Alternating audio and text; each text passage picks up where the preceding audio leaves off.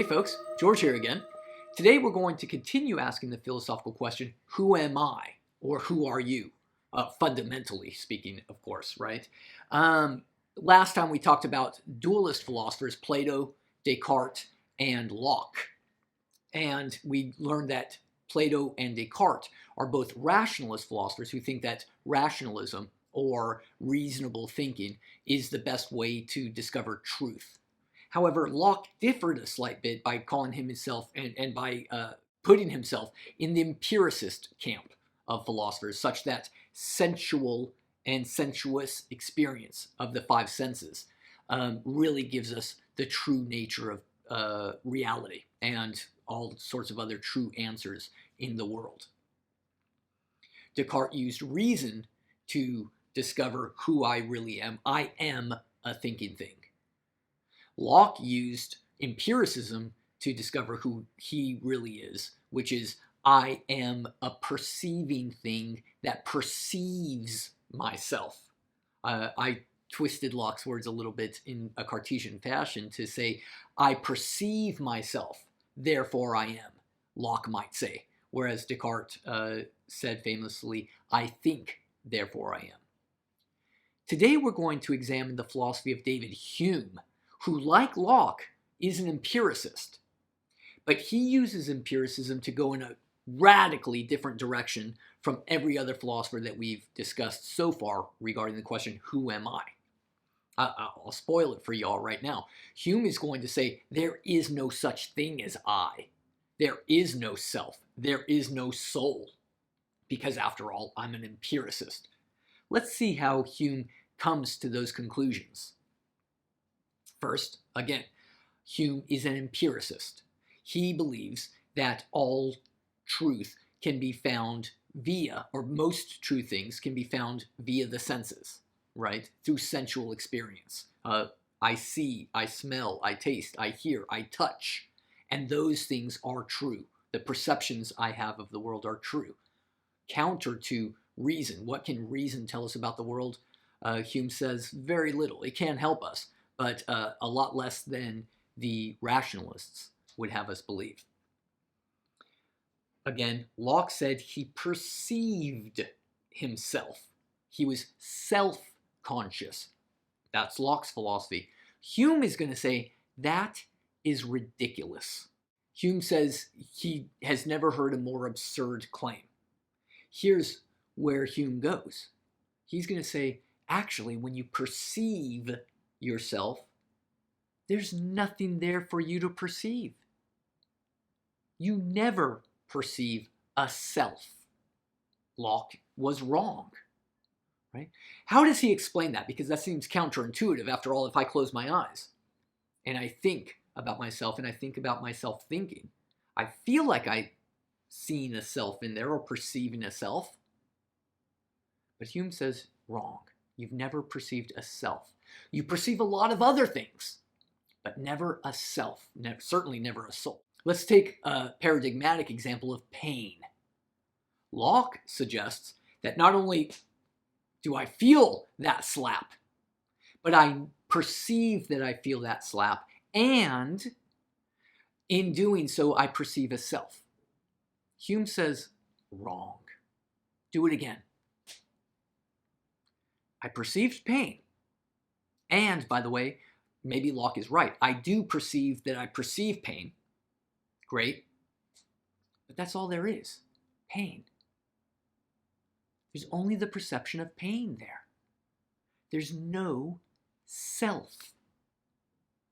I feel cold. No, Hume will say. All there is cold. Coldness is all you perceive. You never perceive the I feel cold.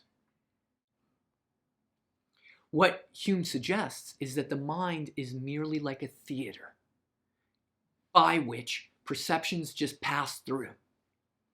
Pain passes through this theater. Cold passes through this theater. Thirst passes through this theater. Images of cameras in front of me pass through this theater, and all these images pass through this theater. And that's all there is perceptions passing through a theater. I like bringing it up a few hundred years and suggesting that it's like a camera. We'll see why I change it slightly to a camera. But think about a camera, right? Well, not my digital camera. I'm rather old. Back in the 1900s, we had cameras with film, and all they did was take pictures. So I'm talking about old style cameras on film, not necessarily digital cameras. We'll see why I want to focus there in a second, or in a little while, right? But think about old cameras.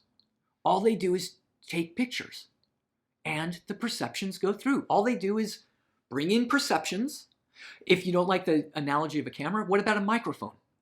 All a microphone does when I talk into a microphone is suck in the sounds. Thermometers, all they do is feel the temperature. That's all our mind is just a space for perceptions to pass through. And that's why he calls it a theater of the mind, through which many perceptions are passing through. Recall what Descartes said. Descartes said, I am a thinking thing, I perceive. I can't doubt that I think or that I perceive.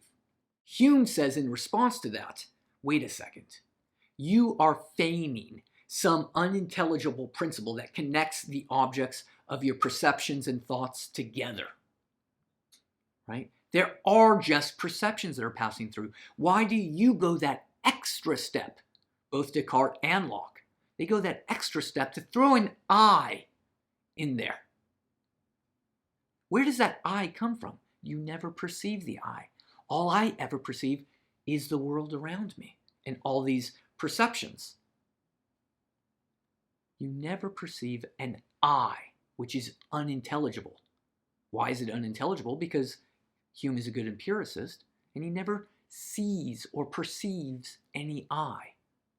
He perceives pain, he perceives cold, he perceives cameras in front of me, rooms around me, books behind me. But I never perceive I. That's adding an extra layer that Hume doesn't think is justified. We're not justified in adding that extra step, according to Hume. Stop at perceptions. Stop at the perceptions. Let's consider, I like twisting Descartes' words for different philosophers here. Whereas Descartes says, I think, therefore I am.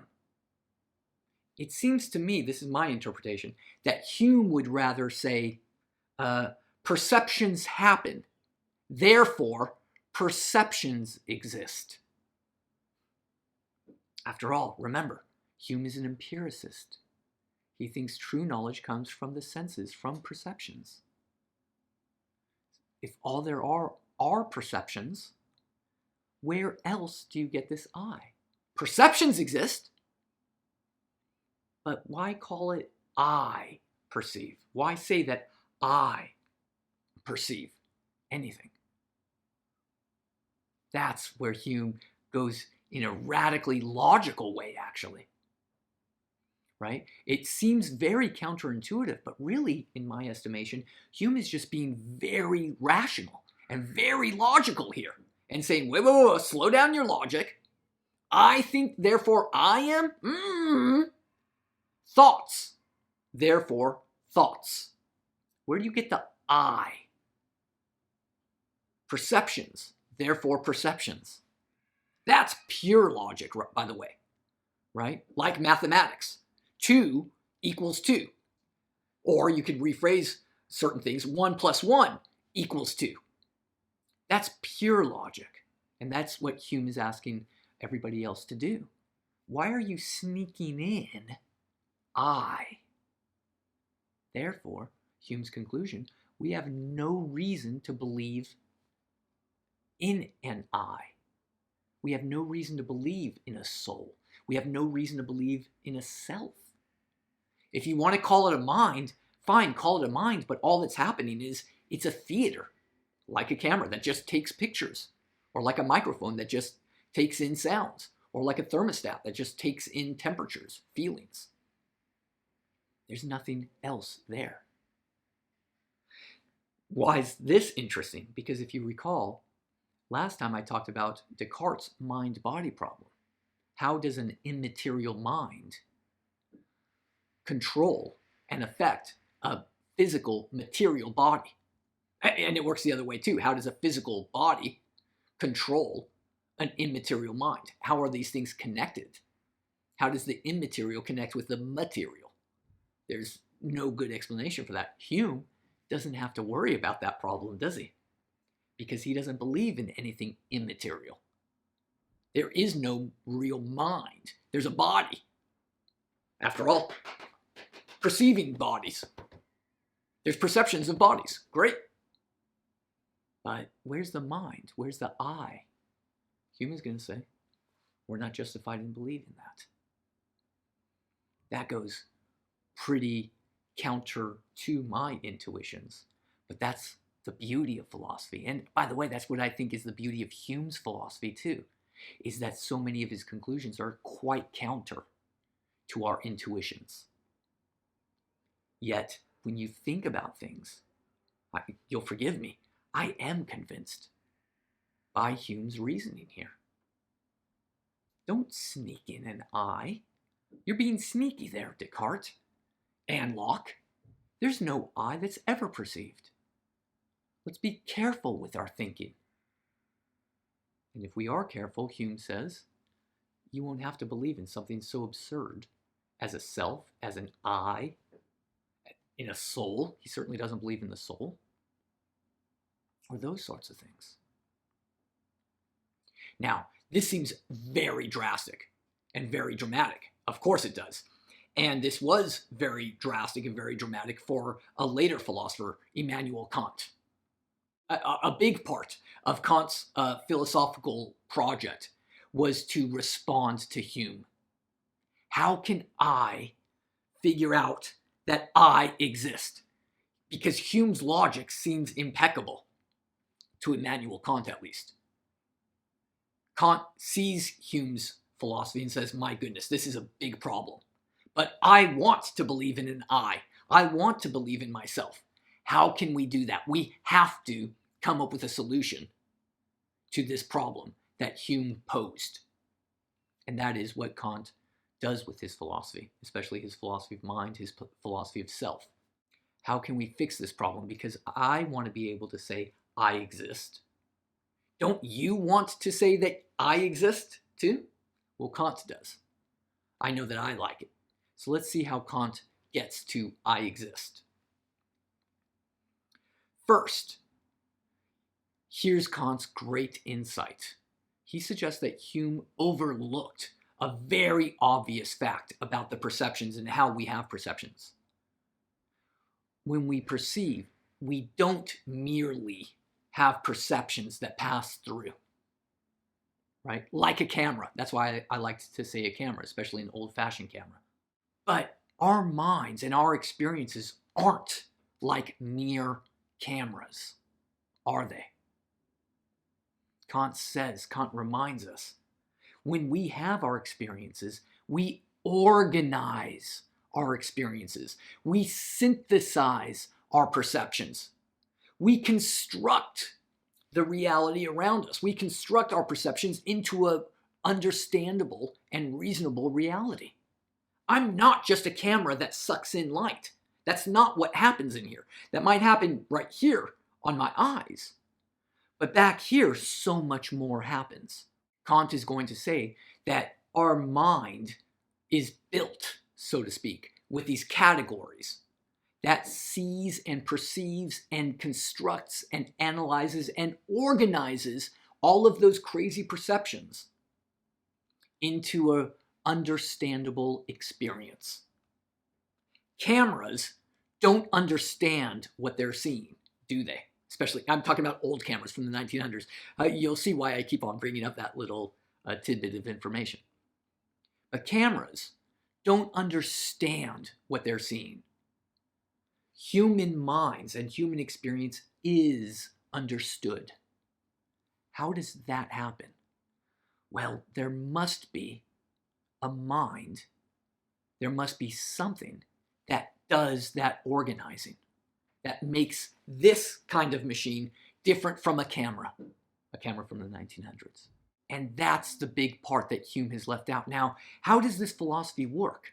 Kant's philosophy is a transcendental argument. It works backwards. Some people have described transcendental arguments as kind of working backwards.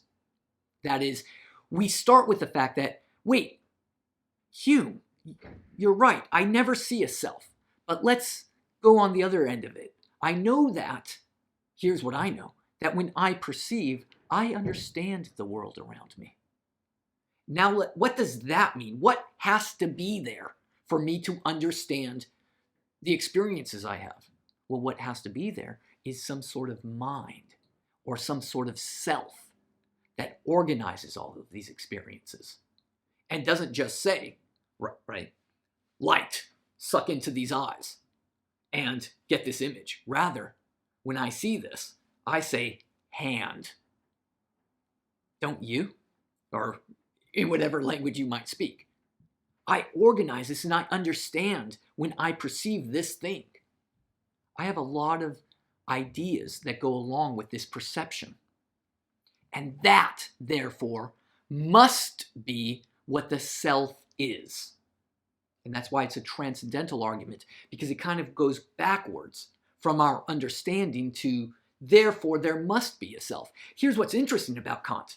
He combines empiricism and rationalism. He's not merely a rationalist or merely an empiricist. He combines the two and says, we need to combine the two. We do get experiences, but using reason, how do we understand those experiences? How can we make sense of the experiences we have? By concluding that there is a self, that there is a mind. Kant says about himself, this is like the Copernican revolution, where Copernicus suggested that it's not the Earth at the center of the solar system, but rather the sun that's at the center of the solar system, right? And so Kant's philosophy works similarly. Listen, you all are looking for the self. You all are looking for the soul. You all are looking for the I. You'll never find it because it's not the kind of thing that you could look for. It's not the kind of thing that you find. Rather, the self is a kind of thing that makes looking for other things make sense. That's what the self is. It's not the thing at the center that we should be looking for. It's the thing that makes all of our other experiences make sense at all. And without that aspect, we can't have meaningful experience. We're not mere cameras from the 1900s that merely take pictures. We are eyes and brains and minds that take in pictures, but then make sense of the pictures and understand the pictures that we're seeing. So let's twist Descartes' dictum again. Descartes says, I think, therefore I am.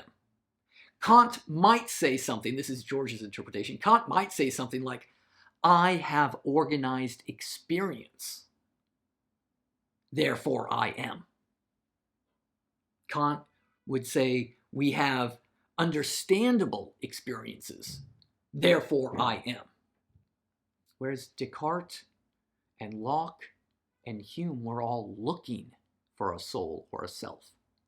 Kant works backwards and says, it's the self, it's the I, it's the mind that helps make everything else make sense.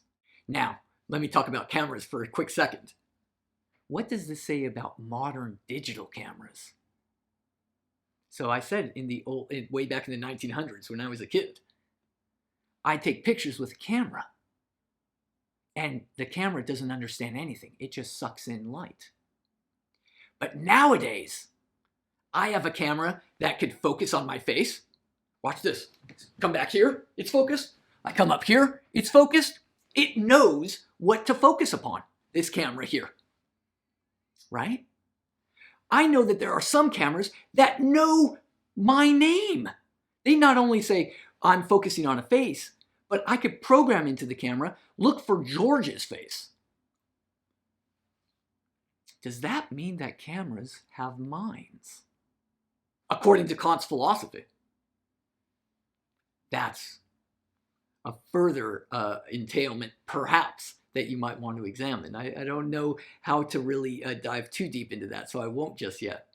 But that's an interesting question, isn't it? Now that there are machines that do make sense, that don't just suck in light, but make sense of the pictures that they're seeing, isn't that similar to what this machine is doing? I don't know. What do you guys think? I think it's kind of interesting to think about some of these science fiction, well, not exactly science fiction, science now sort of experiences, yeah?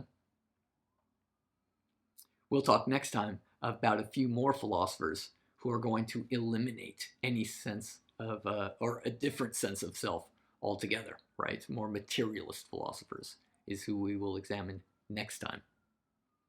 Bye-bye.